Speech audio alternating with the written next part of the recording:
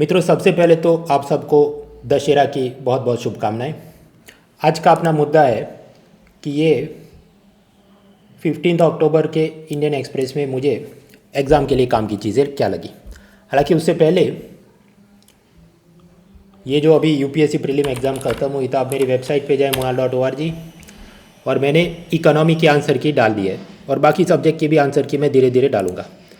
तो इस साल ये इकोनॉमी के अंदर क्या ट्रेंड रहा, कैसे प्रश्न पूछे गए, कौन सा थियरी, कौन सा कंटेम्पररी इशू, टफनेस क्या थी, अलग अलग सोर्स से कितने प्रश्न, कंपेयर टू प्रीवियस ईयर्स ये चीज़ कितनी मतलब सिमिलर थी या डिफ़िकल्ट थी, और अलग अलग प्रश्नों के मतलब क्या जवाब हो सकते हैं, एंड देन आगे की अपनी क्या रणनीति यानी स्ट्रेटेजी हो सकती है।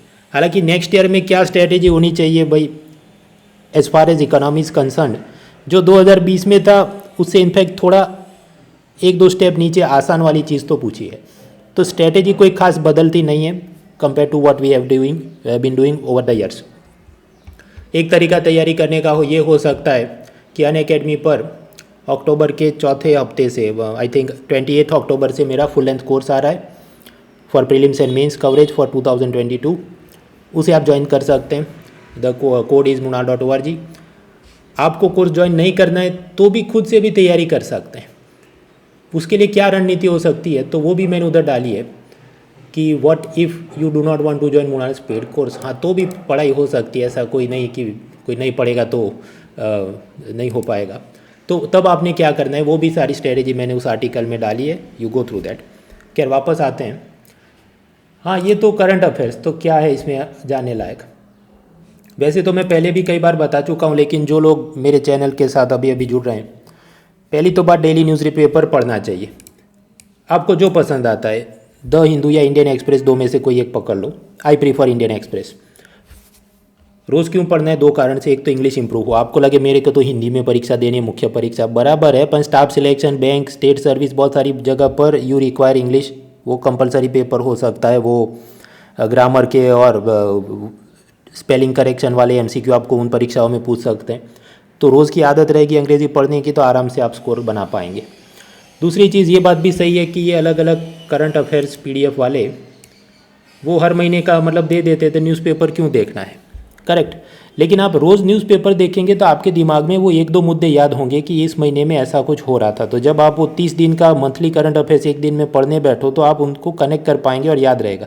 ये ऐसी बात है कि 30 दिन के आलमंड्स यानी बादाम एक ही दिन में खा जाओ तो क्या आप ऋतिक रोशन बन जाओगे? नहीं, रोज़ थोड़ा थोड़ा खाओगे तो वो आप याद रख पाओगे। लेकिन जब भी आप ये पढ़ाई करते हैं तो अपना टारगेट क्या होना चाहिए? प्रीलिम्स के लिए फैक्चुअल इन्फॉर्मेशन, मेंस के लिए 3, 5, 7 अच्छे मुद्दे आ जाएं, 250 वर्ड्स लिखने के लिए काम खत्म। नोट्स अपनी बनानी चाहिए कि नहीं? भाई, न्यूज़पेपर में से नोट नहीं बनानी चाहिए, सिवाय के ऑप्शनल सब्जेक्ट, एथिक्स, निबंध का कोई कोटेशन, ग्रेजुएशन रिलेटेड और हॉबी रिलेटेड कुछ डेवलपमेंट आपको दिखे जो कि इंटरव्यू में पूछ सकते हैं। उसी तरह मतलब कुछ स्टेट स्पेसिफिक इन्फॉर्मेशन जो आपको लगता हो कि यूपीएससी इंटरव्यू में पूछ सकते हैं, देन यू डू इट। कभी भी एक था टाइगर और जेम्स बॉन्ड नहीं बनना है। मतलब बहुत सारे यूट्यूब चैनल ऐसे हैं कि वहाँ पर पाकिस्तान, चाइना और ये इंटरनेशनल रिलेशन की ऐसी घुस घुस के PhD करवाते हैं, और कुछ बाबू सोने ऐसा समझते हैं कि मतलब उधर ही उनका nothing else is going to be asked. तो भाई ऐसा नहीं है। Now let us quickly start. हाँ, तो ये 15 अक्टूबर के अंदर देखिए, ये जो इधर ये ब्लैक पोर्शन में आपको टेक्स्ट दिखती है, ये सारी टेक्स्ट ये वीडियो के डिस्क्रिप्शन में भी है, तो आप उधर से भी इसको पढ़ सकते हैं। पूरा वीडियो नहीं भी सुनना हो तो बात तो यही है। मेरे टेलीग्राम चैनल पे भी आपको मिल जाएगा, और ऐसे मतलब धीरे धीरे और दिनों का जमा होगा तो मेरी जो वेबसाइट है monal.org, उसके करंट सेक्शन में एक एक्सेल फाइल में रखता हूँ, उसमें मैं डाल दूँगा जमा करके। पेज 1 पर मतलब क्या डेवलपमेंट हो रहे हैं। पहला, भारत ने कि तालिबान के साथ हम बातचीत करेंगे अगले हफ्ते से, और रशिया कुछ बीच में बैठने वाला है। तो मेरा ये कहना है भाई, उनको बात करने दो। अभी से एजेंडा लेके इसमें PhD करने की कोई ज़रूरत नहीं। अब से लेके अगले हफ्ते तक रोज़ कॉलम चलेगी, रोज़ एक्सप्लेन सीरीज चलेगी, पर वो बात करने दो। उसमें क्या नतीजे आते हैं वो आने दो, फिर उसे देखना है आराम से। क्योंकि नेक्स्ट मेंस एग्ज़ाम कब है? 2021 साइकिल वाली नेक्स्ट मेन एग्ज़ाम है जनवरी में, और 2022 वाली साइकिल की नेक्स्ट मेंस एग्ज़ाम है सितंबर 2022 में। तो उससे पहले तो और भी 25 चीज़ें होंगी। तो उस हिसाब से जाना है। फिर और क्या चला, मीन्स पेपर 3 सिक्योरिटी चैनल वो सब मनी लॉन्ड्रिंग और नार्को एंड एवरीथिंग। कुछ दिन पहले ईरान से एक जहाज आया था, कहा टेल्कम पाउडर है, वो जो चेहरे पे लगाते हैं वो, लेकिन असल में वो 3000 किलो हेरोइन था। तो अदानी पोर्ट जो गुजरात में है, उन्होंने ये कहा अब से पाकिस्तान, अफगानिस्तान और ईरान से आने वाले कार्गो को हम एक्सेप्ट ही नहीं करेंगे। तो ईरान इससे नाराज़ है, क्योंकि आप जानते हैं उस पर वैसे भी अमेरिका वगैरह ने बहुत सैंक्शन लगाए हैं। तो अगर भारत को एक्सपोर्ट नहीं कर पाएगा सामान तो किधर जाएगा। लेकिन सामने ये भी तो सोचने वाली बात है कि अगर उधर से हेरोइन आया तो उनके वो जो भी कस्टम ऑफिसर थे उन्होंने ठीक से चेक क्यों नहीं किया। लेकिन ये कुल मिलाकर एक लाइन का मुद्दा है कि अफगानिस्तान, ईरान के साथ हम रिश्ते बेहतर करना चाहते हैं, but narco smuggling is also a challenge. देखिए, हमेशा अपने को पता होना चाहिए मेंस में कितना पूछते हैं और उसके वर्ड लिमिट के हिसाब से मेरे पास कितना कंटेंट होना चाहिए। तो अगर मैं निकालूं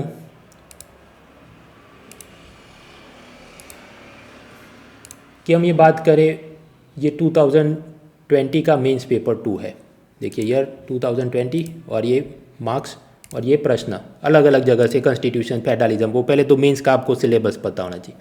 हाँ, तो मेंस पेपर 2 में क्या आता है, पॉलिटी आता है, गवर्नेंस आता है, दिस वेलफेयर स्कीम्स और इंटरनेशनल रिलेशन, इंटरनेशनल बॉडी वगैरह। कुल मिलाकर कितने मार्क का पेपर होता है देखते हैं।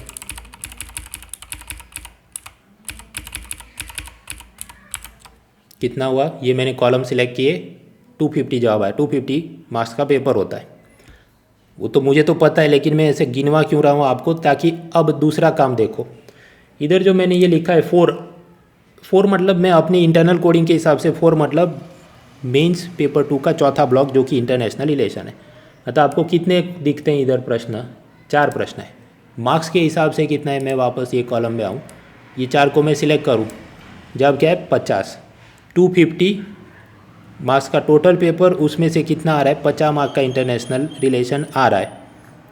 और वो भी प्रश्न आप देखो कि अच्छा ये इंडियन डायस्पोरा और अमेरिका और यूरोप में क्या एंगल है, इंडिया रशिया की डिफेंस डील और इंडिया अमेरिका की डिफेंस डील, क्वाड का क्या चीज़ है, और वर्ल्ड हेल्थ ऑर्गेनाइजेशन ने कोविड में क्या किया उसके बारे में। ये सारे मुद्दे और वर्ड लिमिट के हिसाब से अराउंड 150 to 250 वर्ड्स आपने लिखना हो, तो आपके पास कितने बुलेट पॉइंट होने चाहिए, 5 से 7 अच्छे बुलेट पॉइंट हो और इंट्रोडक्शन कंक्लूजन पहले से दिमाग में बना के गए हो, तो आराम से हैंडल कर सकते हैं। तो उतनी डेप्थ में ही करना है। अभी वो भी प्रश्न आप देखेंगे तो they are broad and generic in nature. जैसे ये देखो, ये जो चीज़ है, significance of Indo US deal over Indo Russian deals, तो ये तो सारी वो जो भी लेमुआ और टेमुआ और बहुत सारे डील बनाए उन्होंने, सारों का एक ही साथ में पूछा है। ऐसा नहीं कि वो लेमुआ डील के अंदर घुस के पीएचडी वाला ये जवाब बना के दिखाओ। No, overall what are the treaties, और वो रशिया के साथ अपनी what are the treaties, general sense होनी चाहिए। तो उसी तरह से ये जितने टॉपिक डेली आते हैं वो खुद में बड़े बड़े नहीं बन जाते, वो किसी और बड़े टॉपिक के अंदर छोटे छोटे बुलेट पॉइंट्स हैं, कि इंडिया ईरान के रिलेशन, या इंडिया तालिबान या अफगानिस्तान के रिलेशन वगैरह वगैरह। So you prepare with that approach. फिर और क्या चला पेज 1 में, न्यूज़पेपर में कई बार ये चीज़ें आती हैं जो मैं सिचुएशन रिएक्शन टेस्ट या केस स्टडी के रूप में डालते रहता हूँ। हाँ, तो ये गुजरात के राजकोट में हुआ ये कि एक समुदाय था जहाँ पर वैसे भी साक्षरता थोड़ी कम है, तो वहाँ एक महिला थी खेत मजदूर, तो उसमें मतलब प्रेतात्मा आ गई है ऐसा बोल के उसे पीट पीट कर मार दिया। इससे पहले भी ऐसी कुछ वो घटना, ये राजकोट, सुरेंद्र नगर, वो जो इलाका है वहाँ पर there are some communities where literacy level is very low. मतलब ये ऐसा मतलब चुड़ैल आ गई है, या कुछ बार कि तुम सच बोल रहे हो कि नहीं, अपने हाथ जलते तेल में डाल के अपनी मतलब सत्य को साबित करो, ऐसी सब मतलब मध्यकालीन और ऐसी सब मानसिकता चलती है। So the question is how will you address this as IAS IPS, mains के एथिक्स पेपर के लिए और इंटरव्यू के लिए। फिर आगे बढ़े हम लोग पेज 3 में। पेज 3 में भी ऐसी एक केस स्टडी हुआ ये कि सूरत में ABVP जो विद्यार्थी समूह है वो लोग नवरात्रि का आयोजन कर रहे थे, लेकिन पुलिस का ये कहना है कि हमारा परमिशन नहीं लिया और कोविड प्रोटोकॉल का पालन नहीं किया, तो उनके स्टूडेंट लीडर्स को अरेस्ट किया। तो उसके विरोध में ये सब छात्र समूह, एक तो कॉलेज उन्होंने सब बंद करवा दिए, रास्ता रोको, धरना प्रदर्शन ये सब चल रहा है। तो प्रश्न वही, आप डीसीपी होंगे तो आप क्या करेंगे for ethics paper and for interview. वैसे मैं देख रहा था मेंस पेपर 4 आप जानते हैं, एथिक्स इंटेग्रिटी एप्टीट्यूड, ये जो 2020 के प्रश्न आए उसमें केस स्टडी में कुछ तो मतलब क्लीशेड कन्वेंशनल टाइप की कि चाइल्ड लेबर हो रहा है कॉटन फार्म में, आप क्या करोगे, माइग्रेंट वर्कर को बहुत परेशानी है कोरोना में, आप क्या करोगे एज ऑफिसर, तो वो तो कर सकते हैं। लेकिन हाँ सामने कुछ केस स्टडी मतलब ज़्यादा एडवांस लेवल की या ज़्यादा थॉट एंड रिफ्लेक्शन आपसे मांग ले कि एक था हाउसिंग और SEZ का एलोकेशन, और वो केस स्टडी इतनी लंबी करीब 1-1.5 पन्ने की कि पढ़ने में ही आपके तो टाइम निकल जाए। खासकर ऐसे लोग जिनको न्यूज़पेपर पढ़ने की आदत नहीं, उनकी रीडिंग स्पीड काफ़ी कम होती है ऐसा सब टेक्स्ट पढ़ते वक्त, पैराग्राफिक टेक्स्ट पढ़ते वक्त, तो वो भी एक ज़रूरी है। और फिर कुछ प्रश्न था CSR फंडिंग के बारे में केस स्टडी में, और कि आप वो कोई सरकारी डिफेंस कंपनी के चेयरमैन हैं और आपको रक्षा मंत्री ने बोला कि अब से हमने बाहर सब डिफेंस का सामान एक्सपोर्ट करना है, तो आप क्या करेंगे वगैरह। तो कंपेयर टू प्रीवियस ईयर्स जो सीधी सादी पूछी जाती गरीब कल्याण और ये, उससे ये आगे बढ़ के नए टाइप के केस स्टडीज पूछ रहे हैं which also requires more thought and reflection. खैर हाँ, तो ये सब सोचिए। आगे फिर पेज 4 में, वैसे आप जानते हैं 5 हाइड्रोकार्बन प्रोडक्ट्स पे GST नहीं लगता, उसकी जगह केंद्र सरकार का एक्साइज और राज्य सरकार का वैट लगता है। वैसे LPG पर तो GST लगता है, लेकिन अगर इंडस्ट्रियल यूज़ का LPG CNG हो तो उस पर GST नहीं लगता, मतलब उसको ऊपर पुरानी वाली चीज़ लगती होंगी वो। तो इंडस्ट्रियलिस्ट कुछ मांग रहे हैं कि नहीं हमें भी GST में इसको ला दो और इनपुट टैक्स क्रेडिट मिले। ऐसी कुछ और भी बातें मेरे ख्याल से नीति आयोग ने कुछ समय पहले की थी कि पेट्रोल डीजल को भी GST के दायरे में ला जाए। वो क्या मुद्दा है वो सब हम पढ़ेंगे, किधर पढ़ेंगे अभी नहीं, next year after the budget and economic survey मेरी विन 22 सीरीज़ आएगी, free lecture, free PDF, free PowerPoint, free handout, उसमें हम ये सब आराम से पढ़ेंगे। फिर पेज 6 में कुछ अरुणाचल प्रदेश में एक सैला टनल बनाई जा रही है ताकि चीन की बॉर्डर में हम जल्दी से अपनी आर्मी को भेज सकें। पेज 8 पर स्पेस टूरिज्म के नाम पे स्टार ट्रेक मूवी वाले को भेजा उधर अंतरिक्ष में, वो सब मतलब नॉन IAS एग्जाम में पर्सन इन न्यूज़। पेज 9 पर एक अच्छी कॉलम है रिगार्डिंग सिविल सर्विस रिफॉर्म्स। खुद से वो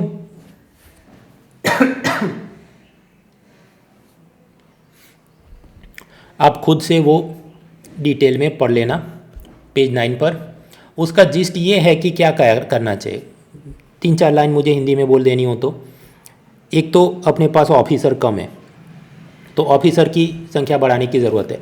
अभी चीज़ ये है कि 1 लाख रेसिडेंट के सामने कितने ऑफिसर गवर्नमेंट ऑफिशियल्स हैं, 364 अगेंस्ट एवरी 1 लाख रेसिडेंट्स, और उसमें 45% ऐसे हैं कि जो तो रेलवे में काम करते हैं, और जो कुल मिलाकर ये 364 है उसमें भी करीब 60% तो ग्रुप C वाले मतलब क्लैरिकल, और 30% ग्रुप D वाले मतलब ये ड्राइवर प्यून वगैरह। तो यानी कि ऑफिसर की not enough officers in the civil and police services.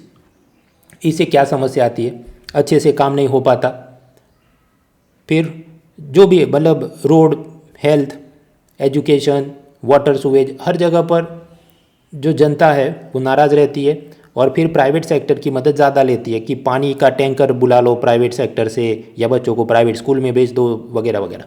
So we need to address this. दूसरा, ईमानदारी से भी अगर ऑफिसर निर्णय ले तो इधर उधर से वेस्टेड इंटरेस्ट वाले, स्थापित हित वाले, जर्नलिस्ट ग्रुप, ऑपोजिशन पार्टी, वो जाके कोर्ट में फरियाद करते रहते हैं, और फिर वो ऑफिसर डरते रहता है कि मेरे खिलाफ इंक्वायरी होगी। तो rather than doing any proper action, वो क्या करते हैं, they try to ensure audit proof work. मतलब मेरा काम उस पर CAG, controller and auditor general of India, नुक्स नहीं निकालना चाहिए। लोगों का कल्याण हो कि नहीं वो मेरी वो that is not my priority. तो वो सब मतलब ठीक करने की ज़रूरत है। लेटरल एंट्री मतलब प्राइवेट सेक्टर के लोगों को भी जॉइंट सेक्रेटरी बनाया जाए, उस चीज़ को और बढ़ाने की ज़रूरत है। कई सारे ऐसे सेक्टर हैं कि जहाँ पर जनरलिस्ट नहीं, पेशेवर प्रोफेशनल की ज़रूरत है, जैसे bad bank, insolvency, bankruptcy, renewable energy, electric vehicle, climate change. तो वो सब में और ज़्यादा देखने की हर जगह मतलब ये नहीं होना चाहिए कि IAS ऑफिसर कोई चेयरमैन बना दिया। रिक्रूटमेंट प्रोसेस के अंदर भी सुधार होने चाहिए कि ये आधे घंटे का इंटरव्यू लिया और उससे आपको कैसे पता चले, या ये जो जनरल नॉलेज की टेस्ट ले ली उससे कैसे पता चले आदमी कैसा है। तो साइकोमेट्रिक टेस्ट होने चाहिए जैसा अमेरिका, यूरोप में होता है, ताकि अच्छे ऑफिसर हमको मिले। और रिक्रूटमेंट के बाद 15 साल बाद उसकी समीक्षा हो कि उसने ठीक काम किया कि नहीं, वरना उसे नौकरी से निकाल दिया जाए। वो सब चीज़ें अब इधर तो लिखी हैं, दीज आर बुलेट पॉइंट्स। जब आपने मेंस में बोल बच्चन करनी, इंटरव्यू में बोलना, यू रिक्वायर मोर वोकेबुलरी। तो इसलिए वो कॉलम असल में जो है वो आपने असल में पढ़ना चाहिए, जो पेज 9 पे।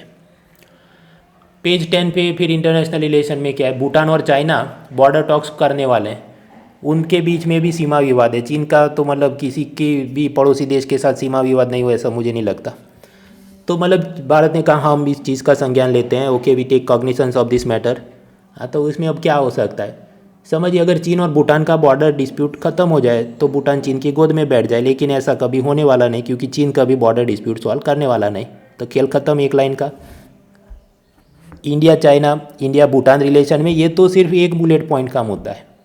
इसके अलावा और भी 25 चीज़ें जो जब आप करेंगे तब जाके मेन मुद्दा, मेन जनरल प्रश्न बनेगा।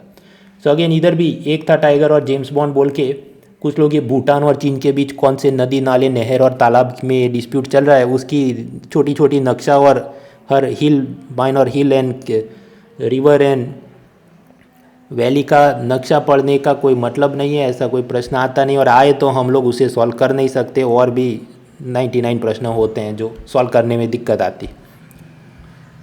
यूएन ह्यूमन राइट कमीशन, उसमें अमेरिका डोनाल्ड ट्रंप के ज़माने में निकल गया था, क्योंकि उनका ये मानना था कि इजराइल के खिलाफ है और इधर कुछ ठीक से काम नहीं हो रहा है। हालांकि अब बिडेन जब प्रेसिडेंट बने तो वापस वो ज्वाइन कर रहे हैं।